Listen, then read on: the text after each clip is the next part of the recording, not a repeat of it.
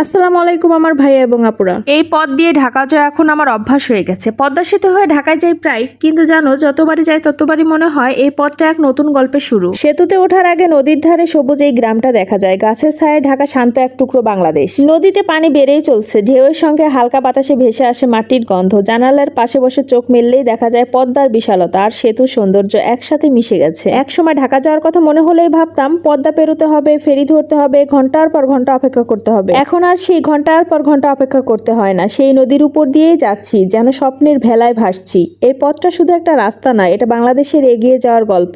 আর আমি এই গল্পের ছোট্ট এক যাত্রী মাত্র। যতবারই এই পদ্মা সেতুর উপর দিয়ে যাই ততবারই আলাদা এক অনুভূতি কাজ করে। সেতুর আগে নদীর ধারে যে সবুজ গ্রামটা দেখা যায়, এই গ্রামটা দেখলেই মনটা কিছুক্ষণ থেমে যায়। পানিতে এখন ভরপুর ঢেউ, বাতাসে মাটির গন্ধ, আর পদ্মা সেতুতে ওঠার সময় মনে হয় আবারও একটা নতুন গল্পের শুরু হলো। হয়তো যাত্রা একই, কিন্তু প্রতিবারের দৃশ্যগুলো একটু ভিন্ন রকম, অনুভূতিটা একটু গভীর। ধন্যবাদ সবাইকে, লাইক কমেন্ট করে পাশেই থাকবেন। টাটা।